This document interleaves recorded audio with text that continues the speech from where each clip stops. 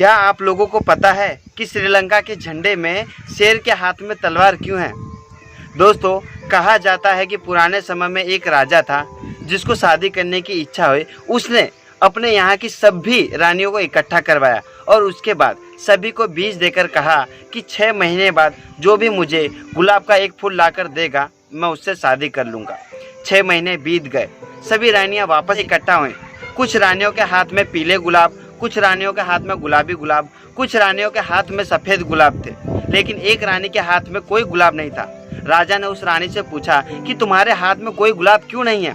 तो उस रानी ने कहा कि महाराज, आपने जो हमें बीज दिए थे वो तो गुलाब का था ही नहीं। राजा को ये बात सुनकर बहुत आश्चर्य हुआ और राजा ने उसे पसंद किया और उससे शादी कर ली।